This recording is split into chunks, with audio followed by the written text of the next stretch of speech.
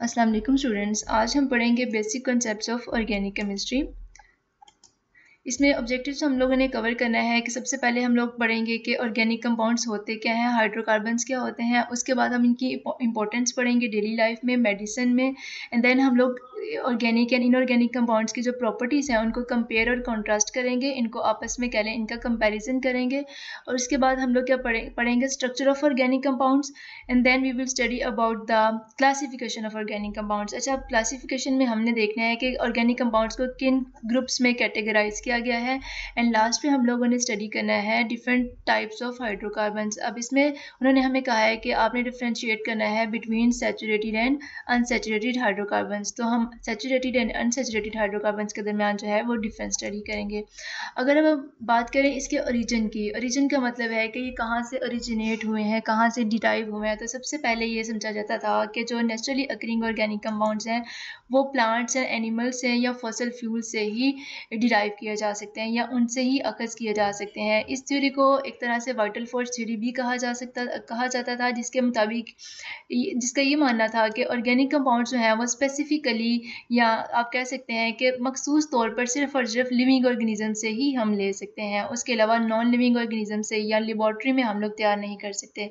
लेकिन जब organic compounds को लेबॉर्ट्री में तैयार किया गया, सबसे पहला ऑर्गेनिक कंपाउंड जो लेबॉर्ट्री में तैयार किया गया था वो हमारे पास यूरिया था। तो जब यूरिया बनाया गया तो वाइटल फोर्स थ्योरी जो है वो ख़त्म हो गई। नेक्स्ट कहते हैं कि जो मोस्ट करंट रिसर्चेज हैं वो फोकस करती हैं टर्म ऑर्गेनिक के ऊपर। ऑर्गेनिक का मतलब होता है मीनिंग लाइफ।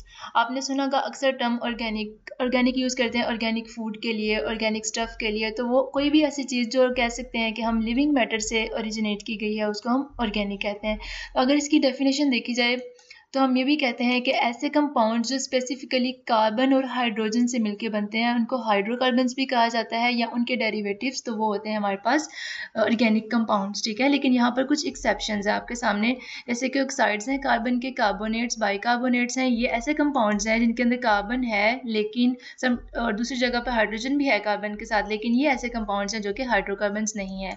अच्छा, कार्बन की खसूसियत है, आपको पता है कि कार्बन जो है वो अपने साथ 4 एटम्स को जो है वो अटैच कर सकता है। इसका मतलब है कि कार्बन जो है वो 4 बॉन्ड्स बना सकता है। कार्बन की सलाहियत है, कह सकते हैं कि वो अपने साथ 4 बॉन्ड्स को अटैच इसलिए कर सकता है क्योंकि उसके आउटरमोस्ट शेल में 4 इलेक्ट्रॉन्स होते हैं। ठीक है, उसको डिफरेंट वे में हम लोग यहाँ पर रिप्रेजेंट कर सकते हैं। कार्बन के डिफरेंट स्ट्रक्चर्स आपको नज़र आ रहे हैं या जो वो डिफरेंट कंपाउंड्स के साथ बना रहा है। नेक्स्ट हमारे पास है फंक्शनल ग्रुप्स।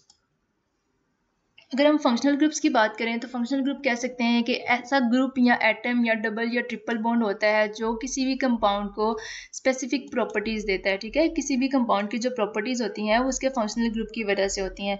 अब यहाँ पर आपको नजर लिखा हुआ है कि 100 फंक्शनल ग्रुप्स ऑलमोस्ट एग्जिस्ट करते हैं, लेकिन हम लोग जो है वो ऑलमोस्ट 10 के ऊपर ही एम्फेसाइज करेंगे या फोकस करेंगे। ठीक है, सिंपलेस्ट जो फंक्शनल ग्रुप है उसको हम हाइड्रोकार्बन कहते हैं, जो कि एक बेसिकली कोई एक एक्चुअली फंक्शनल ग्रुप नहीं है। इसमें डिफरेंट चीज़ें आती हैं हमारे पास, alkanes, alkenes, alkynes and aromatic compounds, ये भी फंक्शनल ग्रुप्स ही होते हैं। अब आप देखेंगे कि अल्केन्स में है हमारे पास carbon carbon single bond, alkenes में हमारे पास कार्बन कार्बन डबल बॉन्ड है, अल्काइंस में हमारे पास कार्बन कार्बन ट्रिपल बॉन्ड है, और एरोमेटिक में हमारे पास एक नई चीज़ आ रही है, आपको यहाँ पे रिंग नज़र आ रही है, इस रिंग को हम बेंजीन रिंग बोलते हैं। अभी इन सब चीज़ों को हम डिटेल में नेक्स्ट पढ़ेंगे।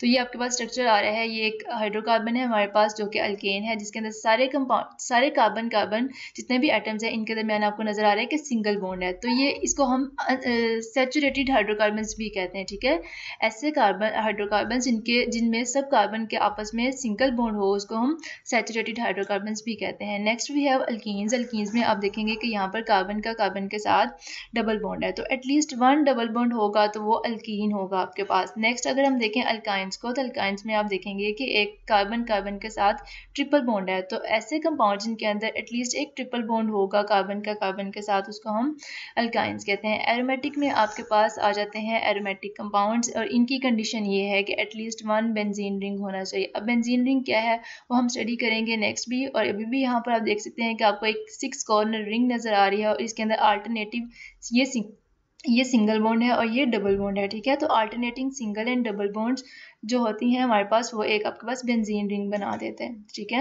ये आपके पास स्ट्रक्चर आ गया इसका। ये फंक्शनल ग्रुप ये होता है कोई भी ऐसा कंपाउंड, कोई भी ऐसा एटम या ग्रुप ऑफ एटम जो किसी भी कह सकते हैं कि कंपाउंड को स्पेसिफिक प्रॉपर्टीज देता है, वो हमारे पास फंक्शनल ग्रुप होता है। ठीक है, यहाँ पर हम देखेंगे कि ये ऑक्सीजन और हाइड्रोजन जो है आपको नजर आ रहा है कि ये दो एटम्स हैं। ठीक है, ये दोनों एटम्स जो हैं ये एक हाइड्रोकार्बन को स्पेसिफिक प्रॉपर्टीज देंगे।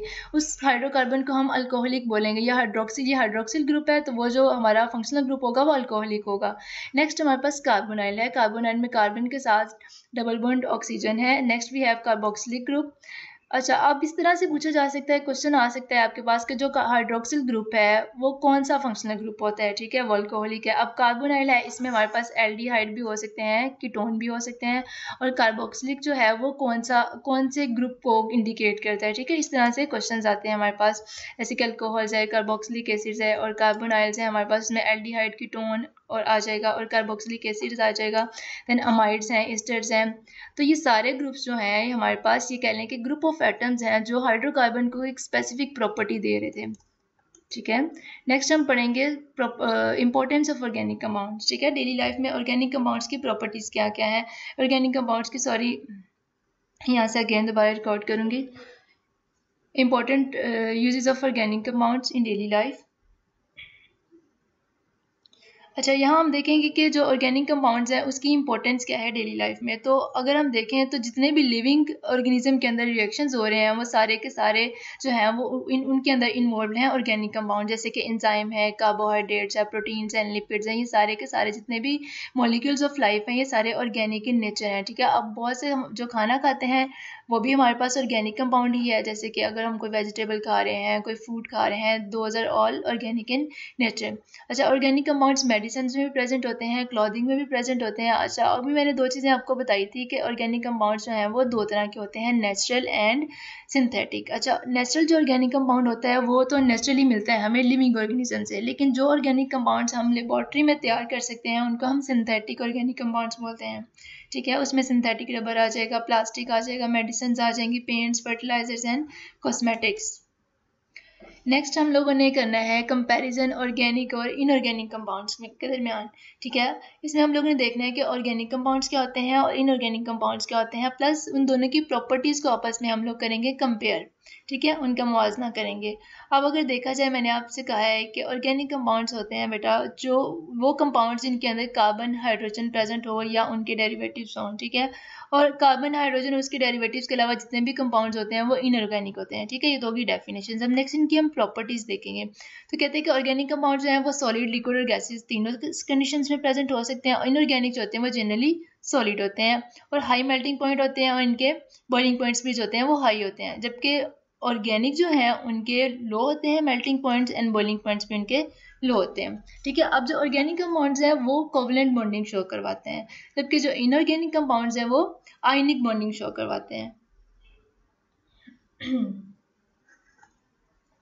अच्छा, जो ऑर्गेनिक कंपाउंड्स है इनसॉल्युबल हैं वाटर में, और जो इनऑर्गेनिक कंपाउंड्स है वो इनसॉल्युबल होते हैं इनऑर्गेनिक सॉल्वेंट्स। ठीक है, मतलब कि यहाँ पे हमारे पास वो रूल आ जाएगा केमिस्ट्री का जिसमें हम कहते हैं लाइक डिजोल्व्स लाइक, कि हमेशा एक जैसी चीज़ें एक जैसी चीज़ में हल होते हैं। अगर देखा जाए पानी में ऑयल हल नहीं होगा क्योंकि दोनों की नेचर डिफरेंट है। ठीक है, इसी तरह से ऑयल के अंदर ऑयल मिक्स हो जाता है क्योंकि वो दोनों सेम है। तो यहाँ पर ये रूल अप्लाई होता है लाइक डिजोल्व्स लाइक वाला।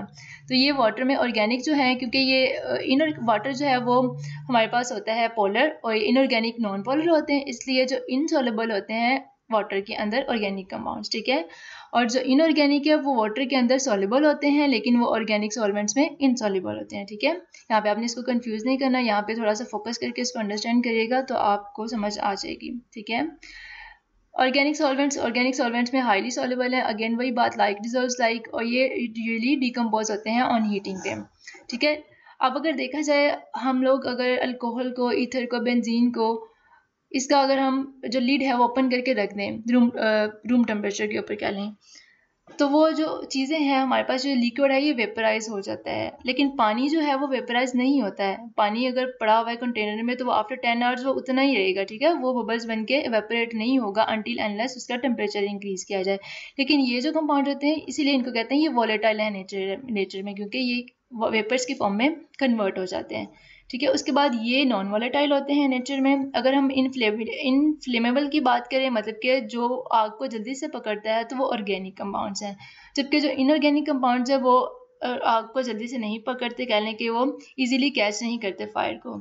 नेक्स्ट अगर कंडक्टिविटी की बात करें इलेक्ट्रिसिटी की, तो ऑर्गेनिक कंपाउंड्स होते हैं वो इलेक्ट्रिसिटी कंडक्ट नहीं करते, और जो कि इनऑर्गेनिक कंपाउंड्स हैं usually they are good conductors of electricity. इसका मतलब यह है कि ऑर्गेनिक में से इलेक्ट्रिसिटी इजीली पास नहीं करती, जबकि इनऑर्गेनिक में इलेक्ट्रिसिटी जो है वो इजीली पास कर सकती है। ठीक है। इनके जो रिएक्शंस होते हैं वो स्लो होते हैं, जबकि इनके जो रिएक्शंस होते हैं वो फास्ट होते हैं। ठीक है। Organic compound usually colourless compounds होते हैं, और जो इनऑर्गेनिक होते हैं वो यूजुअली कलरफुल कंपाउंड्स होते हैं। नेक्स्ट हम स्टडी करेंगे स्ट्रक्चर ऑफ ऑर्गेनिक कंपाउंड्स या हाइड्रोकार्बन्स। तो सबसे पहले हमारे पास अल्केन्स है। अल्केन्स जो है वो ऐसे हाइड्रोकार्बन्स है जो कि सैचुरेटेड है। I have told you earlier in the previous slides. इनके अंदर कार्बन के साथ जो है वो सिंगल बॉन्ड होता है। ठीक है। They are also called paraffins. Paraffin का मतलब होता है लो अफिनिटी। ठीक है। ये लो अफिनिटी शो करवाते हैं अदर कंपाउंड्स के साथ रिएक्शंस के दौरान। अच्छा, हाई टेम्परेचर और प्रेशर के दौरान ये कुछ रिएक्शंस शो करवाते हैं। ठीक है।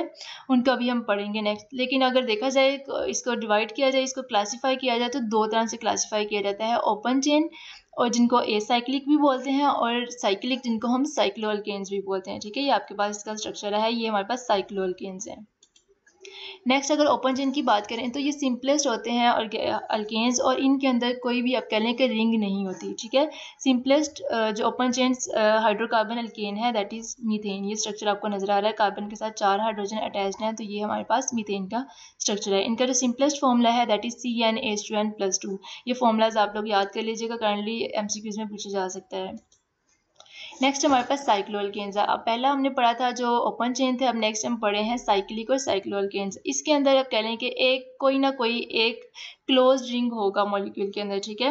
इनका जनरल फॉर्मूला CnH2n होता है। ठीक है। फॉर एग्जांपल्स हमारे पास है साइक्लोप्रोपेन, साइक्लोब्यूटेन। ये नजर आ रहा है आपको कि साइक्लोप्रोपेन में 3 हमारे पास कार्बन है, प्रोपेन में 3 कार्बन ही होते हैं। साइक्लो इसका मतलब है कि ये साइक्लिक फॉर्म में होगा। ठीक है। और ब्यूटेन में 4 कार्बन होते हैं, और साइक्लो का मतलब ये हुआ कि इसके अंदर ये जो 4 कार्बन है ये रिंग फॉर्म में होंगे, क्लोज्ड स्ट्रक्चर में होंगे। ठीक है।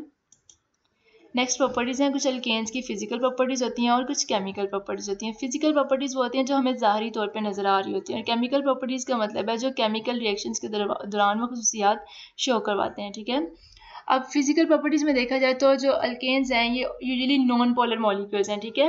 अभी नॉन पोलर कौन से मॉलिक्यूल्स होते हैं जिनके ऊपर चार्ज कह लें कि इक्वली डिस्ट्रीब्यूटेड होते हैं। ठीक है। और पोलर वो होते हैं जिनके ऊपर ऑपोजिट चार्ज होते हैं।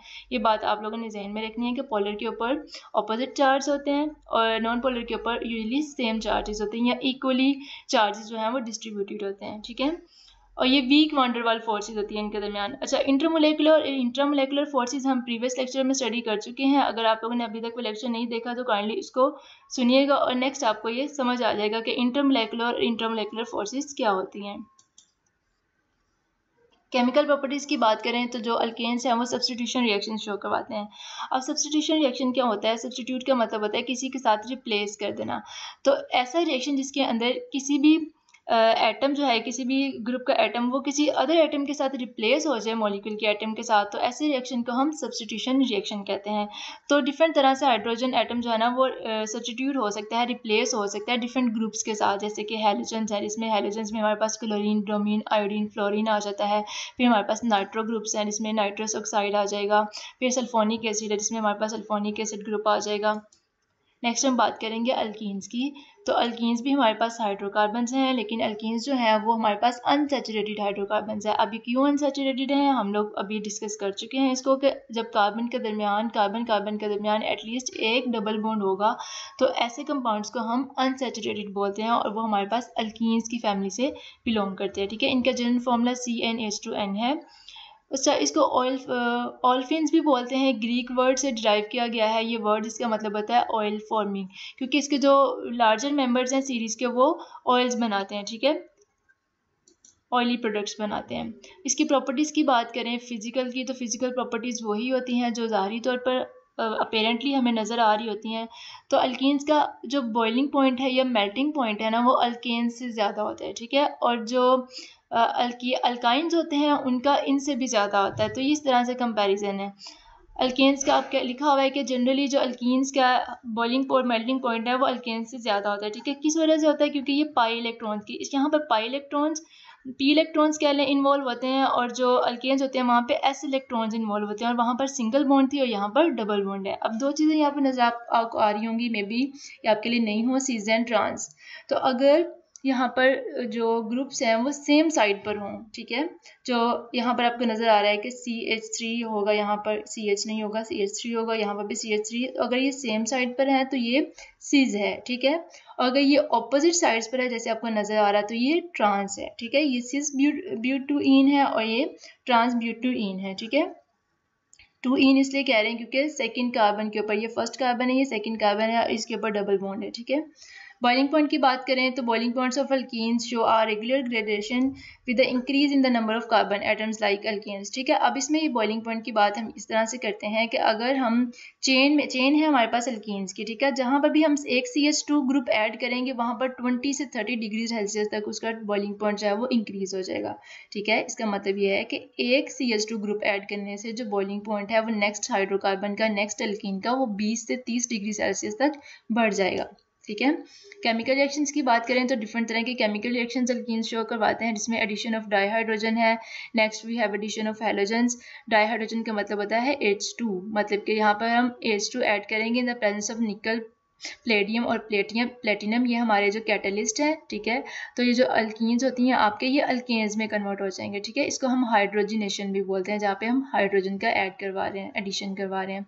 Next we have addition of halogens, ठीक है। हैलोजेंस में हमारे पास ब्रोमीन, क्लोरीन, फ्लोरीन, ये सारी हैलोजेंस आ जाएंगी, इनकी भी एडिशन होती है और ये डिफरेंट प्रोडक्ट्स हमारे पास बनते हैं। Next we have addition of hydrogen halides. Hydrogen halides का मतलब है कि अब यहाँ पे सिर्फ हम हैलोजेंस ऐड करवा रहे थे, अब हैलोजन के साथ जब हम हाइड्रोजन ऐड करवाते हैं तो उसको हम हाइड्रोजन हैलाइड्स बोलते हैं, HCl, HBr, HI। ये भी अल्कीन्स के साथ ऐड होते हैं टू फॉर्म अल्काइल हैलाइड्स, ठीक है। नेक्स्ट हमारे पास अल्काइंस है।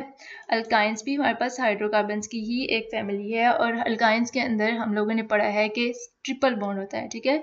अब ये भी अनसैचुरेटेड है। अल्केन्स जो हैं वो ओनली सैचुरेटेड हैं, और अल्कीन्स, अल्काइंस दोनों जो हैं वो अनसैचुरेटेड हाइड्रोकार्बन्स हैं। इनका जनरल फॉर्मूला CnH2n-2 है, और जो सिंपलेस्ट मेंबर है इस क्लास का दैट इज इथाइन, ठीक है। उसमें 2 कार्बन और 2 ही हाइड्रोजन होते हैं हमारे पास। इसकी अगर फिजिकल प्रॉपर्टीज़ की बात करें तो फर्स्ट 3 जो मेंबर्स हैं जैसे कि इथाइन, प्रोपाइन एंड ब्यूटाइन, वो गैसेस होती हैं रूम टेम्परेचर पे, लेकिन जो नेक्स्ट 8 हैं वो हमारे पास लिक्विड्स हैं, जबकि उससे आगे अगर मूव करें तो वो सॉलिड्स में कन्वर्ट हो जाते हैं, ठीक है। जबकि इथाइन की कैरेक्टरिस्टिक गार्लिक लाइक स्मेल होती है, मतलब कि इसकी लहसुन की तरह की स्मेल होती है इथाइन की, इसको एसिटाइलिन भी बोलते हैं हम। नेक्स्ट अगर हम सोलेबिलिटी की बात करें तो अल्काइन जो है वीकली पोलर है नेचर में, और इसका जो they are lighter than water. अच्छा, अब जो चीज़ वाटर से लाइट होगी तो डेफिनेटली वो उसके ऊपर फ्लोट करेगी, ठीक है। तो ये इमिसिबल है वाटर के साथ, but are soluble in organic solvents. तो लाइक डिजॉल्व्स लाइक का प्रिंसिपल यहाँ पर अगेन वैलिड है कि एक जैसी चीज़ें ही एक जैसी चीज़ों में हल होती हैं, तो ऑर्गेनिक कंपाउंड जो है वो ऑर्गेनिक कंपाउंड में, ऑर्गेनिक सॉल्वेंट में इजीली हल हो जाएगा एज कम्पेयर टू इनऑर्गेनिक, ठीक है। तो petroleum, ether, carbon tetrachloride, benzene, ये सारी ऑर्गेनिक है, तो इसलिए जो इथाइन है वो भी इनके अंदर इजीली डिजोल्व हो जाएगा, सॉल्युबल है। नेक्स्ट हम मेल्टिंग एंड बॉइलिंग पॉइंट्स की बात करें तो यहाँ आपको यहाँ पर लास्ट पे कंपैरिजन से ही समझ आ जाएगी कि जो इथेन है ये हमारे पास अल्केन है, इथीन जो है वो अल्कीन है, और इथाइन जो है वो अल्काइन है। तो यहाँ पर अगर मेल्टिंग पॉइंट की बात करें तो मेल्टिंग पॉइंट देखें आपके इथेन का 101 है, इथीन का 104 है, और इथाइन का 191 है। इसका मतलब है कि यहाँ पे ग्रेजुअल इंक्रीज हो रहा है with in boiling melting point, ठीक है। तो मेल्टिंग पॉइंट यहाँ पर इंक्रीज हो रहा है, इथेन का कम है, इथीन का उससे ज़्यादा है, और इथाइन का उससे भी ज़्यादा है। सिमिलरली अगर बॉइलिंग पॉइंट की बात करें तो बॉइलिंग पॉइंट भी सबसे ज़्यादा इथाइन का है, और इथीन का जो है वो कंपैरेटिवली इथेन से कम है, ठीक है। तो यहाँ पर थोड़ा सा एक्सेप्शन है। नेक्स्ट हम एरोमेटिक कंपाउंड्स की बात करेंगे। एरोमेटिक हाइड्रोकार्बन्स अभी हम थोड़ा सा ब्रीफ इसके बारे में पढ़ चुके हैं कि ऐसे कंपाउंड्स जिनके अंदर एटलीस्ट 1 बेंजीन रिंग हो उनको हम एरोमेटिक बोलते हैं। अभी इसको जो वर्ड है ये वो एरीन्स भी इनको कहते हैं। क्यों कहते हैं? क्योंकि इनका एक प्लेजेंट ऑर्डर होता है। ग्रीक वर्ड एरोमा, इसका मतलब स्मेल है, प्लेजेंट ऑर्डर होता है। एरोमेटिक का वर्ड ही इसलिए इनको दिया गया है क्योंकि इनकी एक बहुत ही अच्छी सी खुशबू होती है, जिसकी वजह से इनको एरोमेटिक कंपाउंड्स कहते हैं।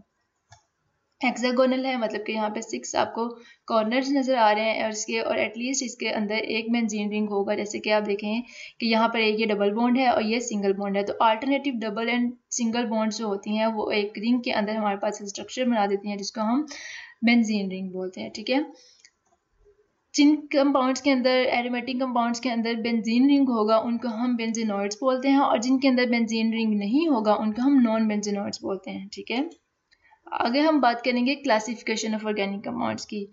क्लासिफिकेशन ऑफ ऑर्गेनिक कंपाउंड्स का मतलब है कि ऑर्गेनिक कंपाउंड्स को किन किन ग्रुप्स में क्लासिफाई किया गया। अभी हम लोगों ने स्टडी किया था कि ओपन चेन भी होते हैं और साइक्लिक भी होते हैं। ठीक है, ओपन चेन की अगर बात करें तो यहाँ पर हम लोग पढ़ चुके हैं, इनको ए साइक्लिक बोलते हैं, और साइक्लिक जो होते हैं वो भी दो तरह के हो सकते हैं, क्लोज चेन और रिंग कंपाउंड्स। ठीक है, अब हम क्लोज चेन और रिंग कंपाउंड्स को अगर देखो तो ये फर्दर दो क्लासेस में डिवाइडेड हैं, होमोसाइक्लिक और कार्बोसाइक्लिक भी बोलते हैं, और हेट्रोसाइक्लिक कंपाउंड्स। अच्छा, अगर होमो का वर्ड देखें तो होमो का मतलब होता है सेम, तो ऐसे साइक्लिक कंपाउंड जो सेम टाइप ऑफ एटम से मिलके बनते हैं उनको हम होमोसाइक्लिक कंपाउंड्स बोलते हैं। इनके अंदर यूजुअली कार्बन हाइड्रोजन ही होते हैं।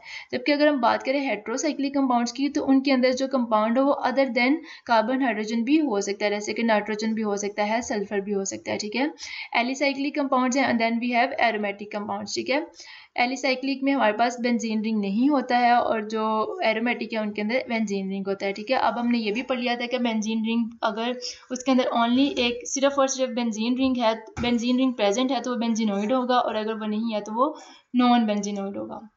नेक्स्ट हम इनको डिस्कस करेंगे डिटेल में।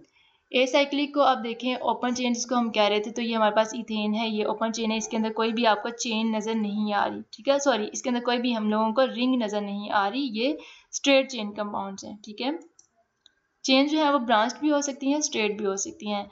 नेक्स्ट वी हैव एलिसाइक्लिक और क्लोज चेन और रिंग कंपाउंड्स। ठीक है, इनको क्लोज चेन भी कहते हैं और रिंग कंपाउंड्स भी कहते हैं। इनके अंदर आपको क्लोज चेन, ये देखें इस तरह से एक एंड जो कॉर्नर होता है वो इनका क्लोज होता है, रिंग भी कह सकते हैं और क्लोज भी कह सकते हैं। ठीक है, होमो और हेट्रो का मैं बता चुकी हूँ कि ये होमो है, ये भी होमो है। यहाँ पर जब आपको कोई और कंपाउंड नज़र आ जाएगा तो हम उसको हेट्रोसाइक्लिक कंपाउंड बोलेंगे।